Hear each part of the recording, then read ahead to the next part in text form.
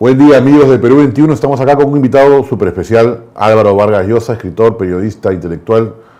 Buen día o buenas tardes, don Álvaro, ¿cómo le va? ¿Me escucha? ¿Qué tal? Buenas tardes, estoy en el otro lado, van a ser las 6 de la tarde. Claro, en el Líbano, ¿no? Bueno, empecemos con Así lo es. último. Ayer falleció Raúl Salazar, economista, que aunque usted recordará del FREDEMO, del plan de gobierno, del plan económico, ¿no? Y me pareció sintomático mencionarlo porque justamente el Perú pareciera que está acercándose a un populismo por varios lados, ¿no? Económico, ¿no? Muy simbólico. Ayer fue una ceremonia en la presentación de su libro. No sé si ya le llegaron seguramente las noticias, ¿no? ¿Cómo no? Yo sabía que Raúl estaba muy delicado de salud desde hace algún tiempo, se estaba tratando en Baltimore, allí, bueno, no lejos de Washington, y también sabía que hace poco había abandonado el hospital para ir a casa de su familia por allá, para esperar el desenlace que entiendo que era absolutamente inevitable. Raúl Salazar es una de las personas en la vida pública peruana que ha sido más respetable y admirable en las últimas décadas, por muchas razones. No solamente fue un gran economista, un profesional ejemplar, sino que fue muchas otras cosas más. Fue un ciudadano que en un momento dado estuvo dispuesto a abandonar la comodidad de su profesión, si puedo hablar en esos términos, para contribuir a una causa ciudadana y formar parte de un proyecto político para cambiar las cosas en el Perú. Fue una persona además que fue tentada en momentos oscuros de la vida política peruana, sobre todo para ocupar puestos públicos, y él esquivó esa invitación por, bueno, decencia democrática. Y fue una persona, como lo prueba la publicación de su libro, que ha coincidido con su fallecimiento, preocupada por el futuro de su país y que por tanto ha querido legarle al Perú sanos consejos. Así que no tengo otra cosa que un magnífico recuerdo de él. Él es una persona que, como digo, reunía condiciones que iban mucho más allá de su altísima competencia en el campo que era el suyo, que era el de la economía. Era un ciudadano ejemplar, era un hombre decente y un peruano además preocupado por el destino de su país. Mira, no son muchas las personas de las que se pueden decir todas esas cosas juntas. Sí, además de leyendo su libro, mejor dicho, encontré que también era muy crítico del mercantilismo, ¿no? O sea, un verdadero liberal, digamos, que quería realmente abrir los mercados, ¿no?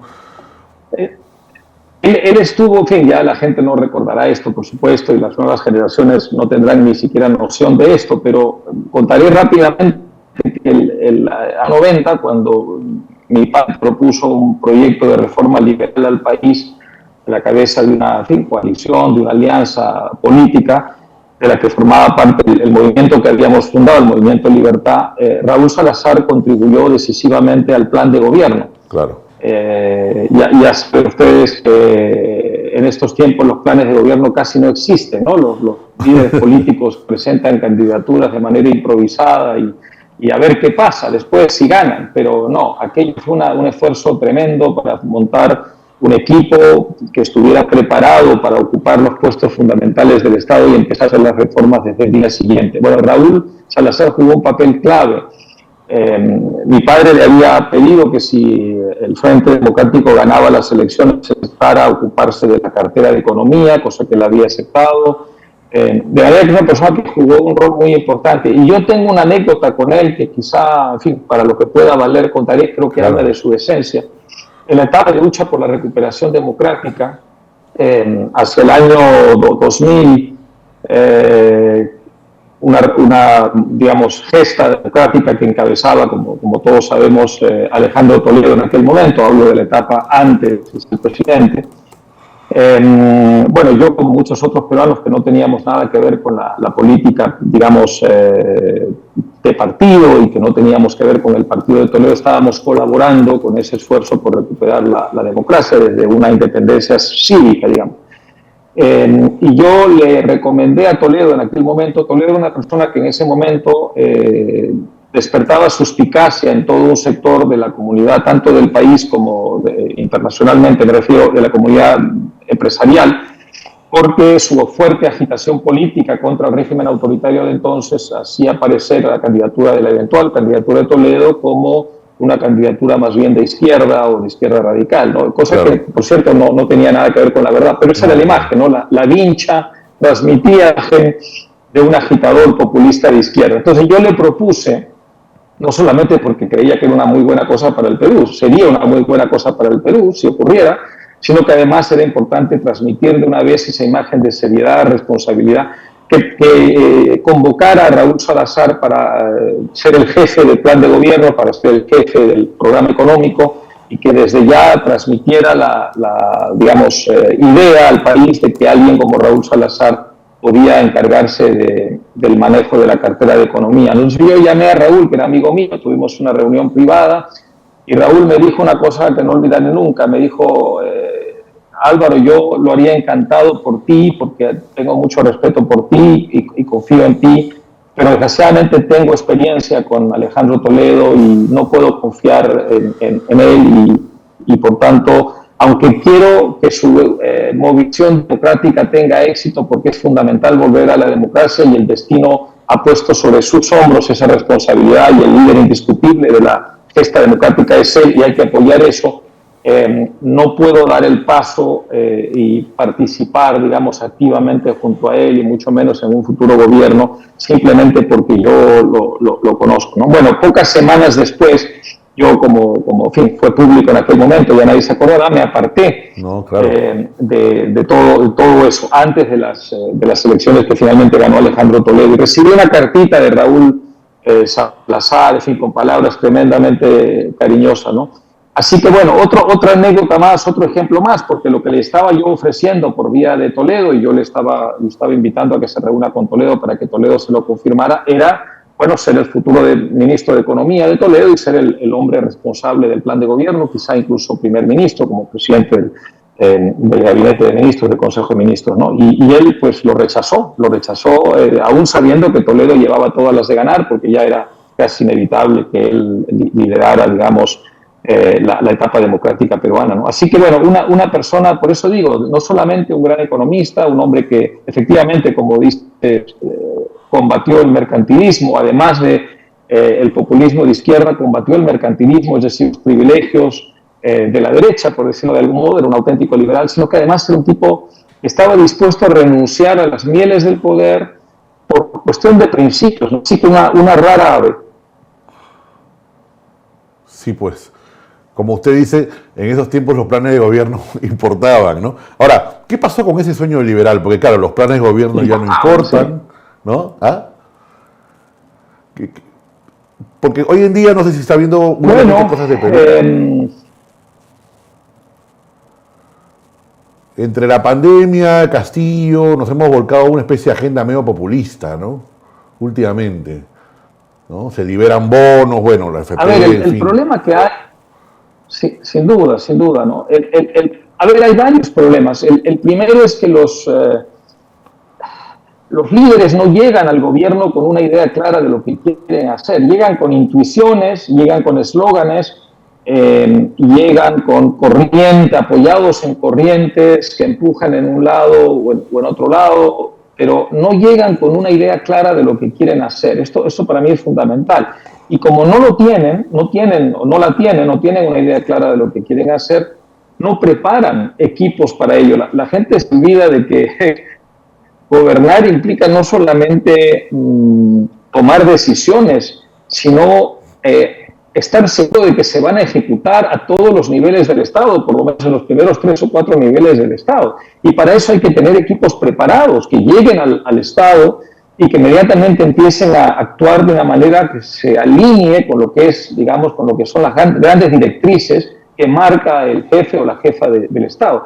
Si uno no tiene todo eso, lo que termina ocurriendo es lo que estamos viendo en el Perú desde hace muchos años, y es improvisación constante, ¿no? Gobiernos que van dando tumbos y que son, digamos, muy susceptibles a las presiones que puedan venir de un lado o del otro y a los humores populares y entonces todo eso termina desembocando ¿en qué? en mercantilismo, en privilegios y en populismo, ¿no? Y además, peor aún, cuando no hay una clara dirección, una clara autoridad, no digo autoritarismo, digo autoridad, la democracia no puede estar enemistada con la autoridad, entonces las iniciativas se multiplican por todos lados, no solamente donde deberían estar. Las iniciativas empiezan, por ejemplo, a surgir en el Parlamento, y los populismos empiezan a llegar desde el Parlamento y a veces con tanta presión que los miembros del Poder Ejecutivo terminan avalando esas decisiones, y entonces ocurre lo que estamos viendo en el Perú desde hace ya muchísimos años, que es un enjambre de normas absolutamente reñidas con lo que debe ser una sociedad moderna, digamos, una trayectoria liberal y además con la modernidad. Entonces, bueno, pero a lo que iba es a la raíz del problema, ¿no? Y veo la raíz en los preparados, porque, bueno, surge desde hace ya un tiempo en el Perú, surge la idea de que hacer todo eso no sirve para nada porque así no se ganan elecciones. Es posible que tengan razón, que así no se ganan elecciones, pero así es como se gobierna bien. Claro, claro. Ahora, es curioso porque la presidenta Boluarte hizo un cambio bastante razonable, ¿no? Dejó el plan de gobierno de Perú Libre, dejó la agenda de Castillo, hizo un cambio en un tiempo récord además, más rápido que Humala, más rápido que Alan García. Sin embargo, es visto como algo malo. Quizás no hay credibilidad en ese cambio, quizás falta convencer con ese cambio. Convencer a los empresarios. A ver, pues, sí, no, puede ser, por supuesto que sí. Yo parto, yo sé que no es popular decir esto, porque sé que, digamos, la base de popularidad de la presidenta y de su gobierno es mínima, y sé también que lo fácil hoy día en el Perú es formar parte del cargamontón contra ella, pero antes de cualquier crítica hay que reconocer que hubo un acto de valor y de coraje en hacer lo que usted mismo está diciendo ahora, es decir, claro, darle la espalda a todo eso, enfrentarse a todo eso, enfrentarse a esa asonada, violenta, antidemocrática, que estuvo durante varias semanas, bueno, primero que tuvo en vilo al Perú, pero además estuvo muy cerca de tumbar a un gobierno que era un gobierno finalmente democrático, porque la sucesión se había producido por la vía constitucional. Todo eso entraña un coraje y un valor que hay que reconocer, ¿no? Sabe Dios lo que habría pasado si ella no hubiera hecho eso. Creo que la situación del Perú hoy día sería infinitamente peor, ¿no? Ahora, dicho esto, claro, hay en el gobierno pues improvisación, hay una falta de claridad en el rumbo, y no se termina de transmitir a los agentes económicos la confianza que se necesita para que la inversión pueda dinamizar más la economía en una etapa en que el precio del cobre, como todos sabemos, se ha disparado, en que el precio de algunos commodities ha alcanzado niveles muy significativos, el oro también, por ejemplo. En fin, hay un escenario para un país que tiene materias primas, que tiene commodities como el Perú, sumamente favorable, a pesar de que también hay elementos, por supuesto, que dificultan las cosas, pero lo que falta es un ambiente de claridad, de previsibilidad, un horizonte, digamos, nítido y por tanto, la transmisión de unos elementos que den confianza a la comunidad inversora. Yo tengo la impresión de que eso no va a ocurrir en este gobierno, en cierta forma porque es un gobierno accidental, es un gobierno que ni siquiera estaba preparado para tomar las riendas porque no era su trabajo, no era su función. Estas eran personas que acompañaban un proyecto, bueno, ya ni siquiera todas ellas, porque hay mucha gente que ha sido invitada que nada tuvo que ver con el proyecto Castillo, pero en fin, hablando de la presidenta y de otra gente, formaban parte de otro proyecto, tuvieron la lucidez en un momento clave para el Perú de darle la espalda a ese proyecto y aguantar un embate verdaderamente feroz. Pero claro, de ahí a dar el salto a tener un plan de gobierno liberal, convocar equipos y transmitir una, claro, digamos, idea de gobierno clara, en ese sentido pues, hay un trecho muy grande, ¿no? Por tanto, creo que lo que hay que hacer es limitar las expectativas, ¿no? No se le puede pedir a este gobierno lo que se le pediría a un gobierno que hubiera empezado desde cero con cierto tipo de ideas. Lo que hay que pedirle es que no robe, que mantenga la democracia hasta el 2026. Yo tengo la impresión de que cada día anuncian su inminente caída, de que puede durar, y hay que pedirle también que haga los mínimos esfuerzos para transmitir confianza, para que haya inversión, porque como todos sabemos la economía ha estado muy golpeada. Claro, como usted dice, bueno, venimos de esa andanada golpista de Castillo, que vamos, hay que tener las expectativas bastante razonables. Recuerdo un poco lo de Toledo, que también tenía cifras muy bajas de popularidad y también le pedían que dé un paso al costado y que se vaya. No sé si comparte la misma idea, pero en todo caso, ¿hay un escenario similar?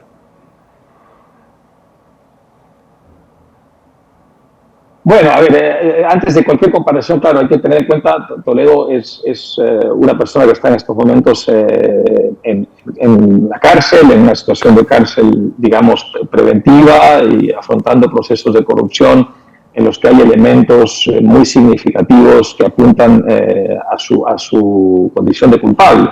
No es el caso de la señora Boluarte, a pesar de los escandalillos que de tanto en tanto brotan por ahí.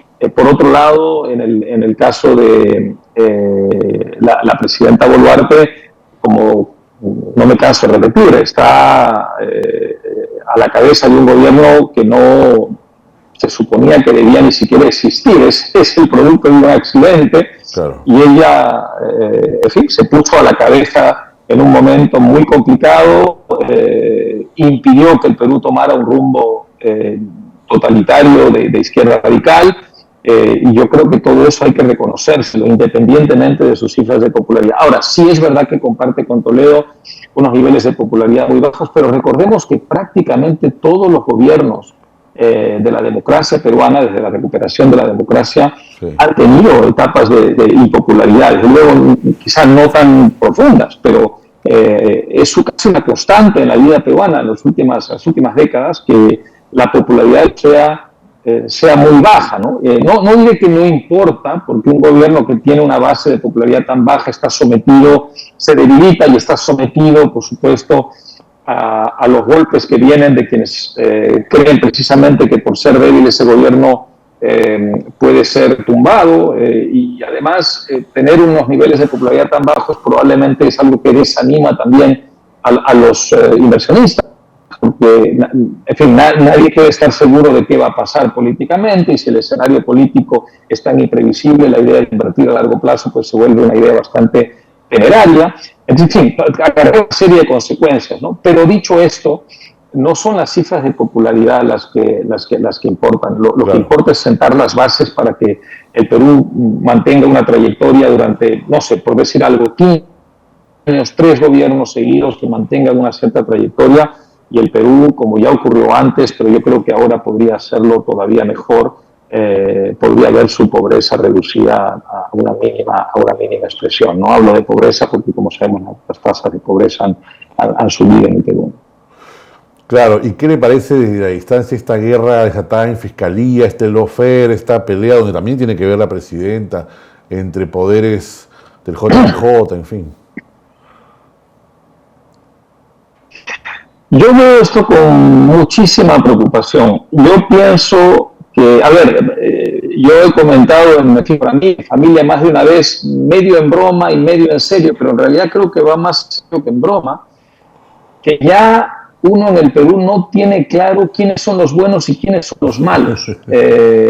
Cuando uno ve lo que está pasando en la Fiscalía, en el Poder Judicial o el sistema jurisdiccional en general, en fin, en instituciones tutelares del país, la sensación que uno tiene es que ya es imposible determinar dónde está lo que está bien y dónde está lo que está mal, porque las acusaciones entre unos y otros son de tal naturaleza, todo eso multiplicado, ¿no es cierto?, por unos medios de comunicación que toman partido de una forma ya completamente alejada de toda objetividad, hacen que el lector, a menos que esté, pues se trate de una persona que está muy bien informada desde adentro, ya no tenga una idea remotamente clara de quién tiene la razón.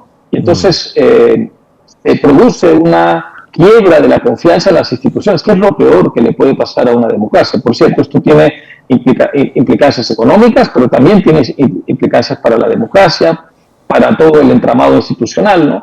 Yo creo que una parte del problema nace, bueno, diría que hay dos raíces. Una tiene que ver con el hecho de que a partir del caso Lavallato, y un poco bajo la influencia de lo que pasó en Brasil, la Fiscalía mucha gente empezó a creerse que el rol de la Fiscalía era un rol, digamos, de salvadores de la patria, un rol de héroes. Y entonces la verdadera función de los fiscales se fue desnaturalizando y los fiscales empezaron a asumir un rol que ya no era el suyo, empezando a, en cierta forma, usurpar funciones de otros sectores de la sociedad, y eso los llevó, como toda institución que concentra demasiado poder y que se cree demasiado poderosa, a cometer abusos, a utilizar la colaboración eficaz de una manera indebida, las, digamos, medidas cautelares y las cárceles preventivas en particular, de una manera totalmente alejada de lo razonable. Empezaron a utilizar las relaciones con la prensa para montar campañas propias de politicastros. En fin, desnaturalizaron la función de los fiscales, todo ello en connivencia evidente con ciertos jueces que simplemente parecían títeres de los fiscales porque hacían cualquier cosa que los fiscales les pedían. No estoy generalizando, por cierto, porque claro, hay gente muy decente allí dentro, pero que debe estar absolutamente asqueada con todo esto.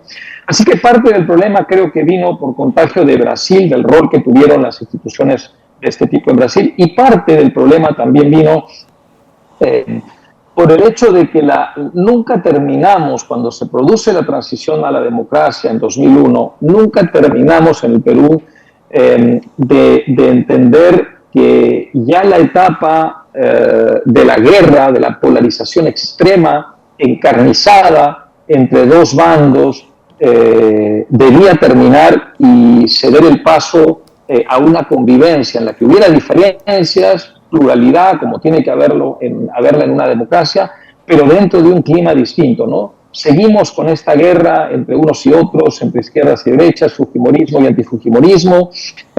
Bueno, yo también fuimos todos parte de eso, porque el ambiente era ese, había en ciertos momentos no había más remedio que hacerlo, pero pasados unos años, yo creo que ya seguir en esa dinámica era suicida para el Perú. Y el resultado ha terminado siendo que cada institución, incluyendo la Fiscalía, se volvió escenario de esa guerra, de esa polarización extrema, encarnizada. Y entonces se empezó a fragmentar cada institución en bandos irreconciliables que se hacían la guerra, y es imposible que una democracia de alta calidad pueda funcionar así, de manera que el resultado es el que vemos, un país que está... Bueno, es increíble que todavía tengamos democracia, es casi un milagro que la democracia no haya naufragado en este ambiente terrible. Lo que no se ve nada claro es cómo pasamos a una siguiente etapa en la que se pueda serenar el clima y en la que podamos ir ahora a una especie de nueva transición, ya no de dictadura a democracia, pero sí de esta democracia, digamos, que está chapoteando en el fango, hacia una democracia que sea decente. Esto es algo que yo, por ejemplo, no veo claro. No me gusta hablar así porque lo último que uno quiere transmitir es pesimismo, pero claro, si yo tengo que ser honesto conmigo y con usted y con sus televidentes y lectores, le tengo que decir que soy en el corto plazo inmensamente pesimista. Lo que veo es algo que realmente ofrece pocas perspectivas de salida y de solución, y como digo, lo peor que puede pasar a un país es que uno no sepa dónde está el bien y dónde está el mal, ¿no? Porque, en fin, todo se ha borroneado, todo se ha difuminado, los perfiles, las fronteras se han difuminado entre una cosa y otra de tal manera que ya uno no sabe dónde está lo que está bien y dónde está lo que está mal. Para por el lado optimista, tiene algunos amigos que van a ser candidatos aparentemente en el 2026, ¿no? De partidos como... Tengo varios, tengo gran problema, pero tengo varios. Carlos Spack, ¿no? Bueno, Pedro Cateriano, en fin.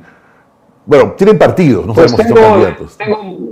Sí, bueno, yo soy muy amigo, por supuesto, de Pedro. No sé si Pedro va a ser candidato, entiendo que la idea es que sea Rafael Belaúnde, quien soy amigo también, desde luego lo conozco bastante menos que a Pedro, pero bueno, eso lo tendrán que decidir ellos en un ajuste, en una lid interna seguramente.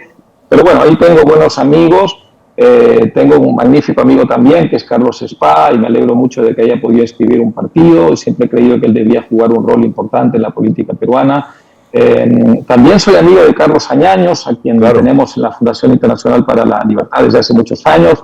En fin, entiendo que no tiene un partido, pero que está también coqueteando con la idea. Así que nada, es un verdadero quebradero de cabeza. Mi esperanza es que entre todos puedan, en fin, ponerse de acuerdo, conversar y buscar consensos para evitar una fragmentación de cierto sector del voto, digamos, popular. Y desde luego la razón para votar por cualquiera de ellos no es la amistad, es simplemente que gracias a la amistad uno los conoce bien desde hace mucho tiempo, conoce sus cualidades, conoce su manera de pensar, conoce su personalidad y sabe apreciar en ellos a potenciales líderes del Perú. Así que, en fin, les deseo suerte a todos ellos, pero ojalá no se fragmente demasiado ese voto. Claro. Eso sí que es un peligro. Claro, que repetir el 2021, ¿no? Bueno, hay otros personajes, no sé si son amigos suyos, pero bueno, está Quiabra, López Aliaga, Roque Benavides. Bueno, son posibilidades, de nuevo, como usted dice, ¿no? No se sabe todavía si van a... Así es. Algunos de ellos los conozco, de ninguno soy amigo cercano, ¿no? Los conozco, he estado con ellos alguna vez, o conversado alguna vez, no tengo con ellos una relación. Pero sí, entiendo que también forman parte de las posibilidades que están ahí. En fin, bueno, veremos. Veremos, sí. Al final siempre se produce lo mismo en el país, siempre hay una gran alarma por la multiplicidad de candidaturas y el mercado político va depurando un poco todo eso para al final quedarse con unas cuantas. Pero también en cierta forma hay que decir, hay que repetirlo, se ha dicho muchas veces, pero es la verdad, esa fragmentación política, ¿a qué responde? A la crisis de los partidos políticos. Así y la crisis de los partidos políticos responde a una crisis general de las instituciones de la vida peruana. Así es, y como tal crisis, además juega también un factor que usted lo ha visto en otros países también, y acá también, que es la polarización, ¿no? Hay esta figura, por ejemplo, con un proyecto de ley usted habrá visto, de evitar que los condenados por asesinato y demás cosas puedan ser candidatos, ¿no? Y hay gente que cree que tanto Antauro Humala como Alberto Fujimori pueden tener intereses con esa ley y pueden ser incluso candidatos. No sé si ha visto ese escenario. Así es. A ver, esto varía mucho de país a país. Hay países donde no se puede, hay países donde uno sí puede. Por ejemplo, ahora mismo que Donald Trump ha sido, digamos, condenado, en fin, en primera instancia todavía tiene la posibilidad de apelaciones, pero ha sido condenado. Ha habido una discusión constitucional sobre qué podía ocurrir con él en términos de su eventual candidatura. Digo eventual porque tiene que ser todavía confirmado en una convención del Partido Republicano en el verano de Estados Unidos, o sea, en julio. Pero, en fin, todo indica que sí puede ser candidato a pesar de tener una condena, incluso si fuera ratificada e incluso si fuera a la cárcel. Tendría derecho a ser candidato porque no hay en la Constitución de Estados Unidos nada que indique que una persona que ha sido condenada y que está en la cárcel no puede ser candidato, ¿no? Por ejemplo, así que sobre esto hay distintas experiencias. Yo pienso que en líneas generales siempre tiene un riesgo en un país como el Perú, donde el sistema de justicia es un sistema precario y un sistema donde se cometen abusos e injusticias, digamos que exista una norma constitucional o una norma legal que impida a un ciudadano ser candidato por una condena, porque todos sabemos que esas condenas podrían fabricarse para frenar una candidatura el día de mañana de una manera abusiva. Al mismo tiempo, eso por un lado en la balanza tiene cierto peso, en el otro lado de la balanza están casos como el del señor Antauro Humala, que no solamente fue condenado por crímenes, sino que además sigue proponiendo cometer más crímenes, ¿no? Entonces uno se plantea hasta qué punto debería una democracia aceptar que una persona con esos antecedentes, que no ha hecho ningún, digamos, ejercicio de contrición pública, pueda volver a ser, digamos, candidata. Bueno, es una discusión perfectamente válida, ¿no? Yo tengo sobre eso, como digo, una especie de...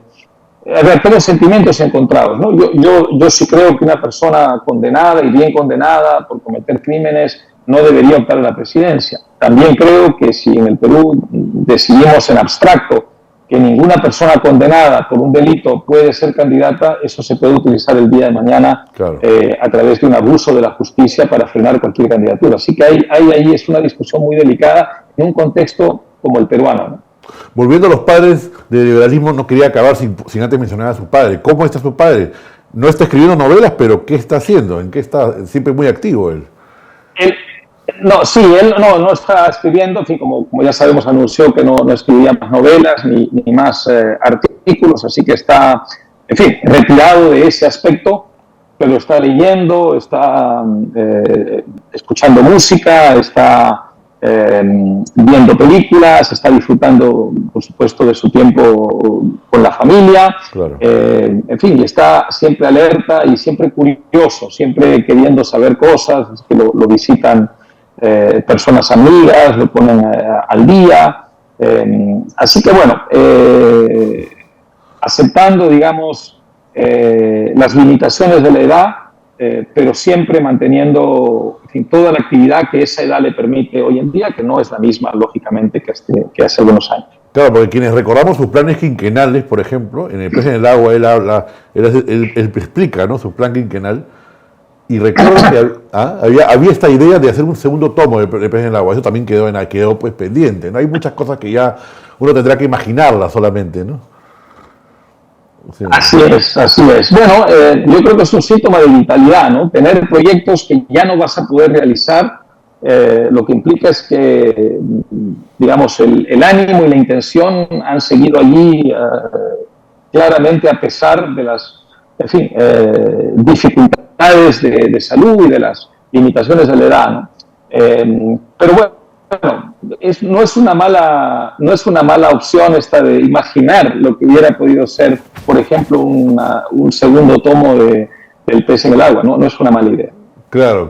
Ahora, ¿siente el peso usted, digamos, políticamente, más que literaria, porque su carrera es más política, de ser también una especie de, bueno, es una responsabilidad con el país, pero sobre todo con el mundo, lo voy hablando de Venezuela, de Estados Unidos, una responsabilidad por llevar las banderas, las ideas y libertad por todos lados, porque de alguna manera es un legado, ¿no?, de su padre también. Y su educación sentimental, ¿no? Digamos, ¿no? Pero yo no lo veo como peso, lo veo como una gran vocación, ¿no?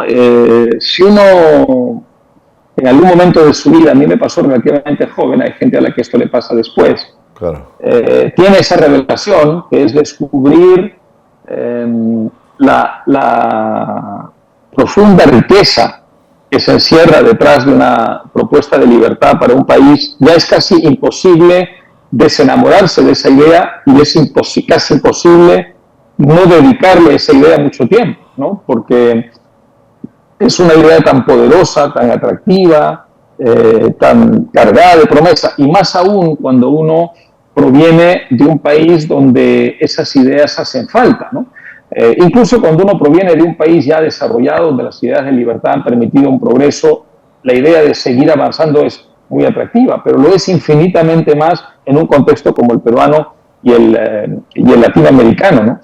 Y además hay otro problema, y es que el progreso no es nunca lineal, ¿no? Es un progreso que va en zigzag, claro, a veces con retrocesos. Nunca se gana del todo la batalla de la libertad, ¿no? Hay países como Argentina, que fue uno de los 10 países más desarrollados del mundo hace poco más de un siglo, y hoy está convertido en un país de cuarto mundo. Un país como Venezuela, cuando yo era chico, yo recuerdo parientes míos que regresaban a Lima a hablar de su experiencia en Venezuela, donde habían emigrado, porque era un país muy atractivo, la gente no emigraba a Madrid, como hace ahora, o a Estados Unidos, quería emigrar a lugares como Venezuela. Mira lo que se ha convertido Venezuela, ¿no? Entonces, como el progreso nunca es definitivo, ni irreversible, ni lineal, eso implica que uno está hasta el último día de su vida pendiente de la causa de la libertad, claro, incluso cuando parece que ha ganado ya las batallas, ¿no? No se ganan nunca del todo. ¿Qué mensaje final, porque estamos terminando la entrevista, digamos, para su padre, si viene el Día del Padre ahora, que además, como le decía, es padre también de las ideas liberales, uno de los padres de las ideas liberales en el Perú y en Latinoamérica y en América, ¿no? ¿Tendría un mensaje usted, aprovechando la distancia que nos da los medios, para su padre? El mensaje es de gratitud. Por todo lo que dio en términos de lecciones, en términos de opciones y en términos de posibilidades a sus hijos, a mí y a mis hermanos, de gratitud como lector por una obra que yo creo que es una obra monumental, y de gratitud por haberle señalado al Perú y a muchos otros países del mundo la dirección o el rumbo de la libertad, cuando hacerlo, y sobre todo para un intelectual, era ir contracorriente, ¿no? Y yo creo que esas contribuciones, esos aportes, tanto en el ámbito privado como en el ámbito público, son cosas que solo pueden merecer una honda gratitud. Claro que sí, yo recuerdo en Twitter, puse algo sobre la historia de Maita, usted me dio RT, porque claro, muy valiente ir contra la corriente, contra la izquierda que era muy fuerte en esa época, ¿no? Ahora último Sí, con la cultura, ¿no? lo que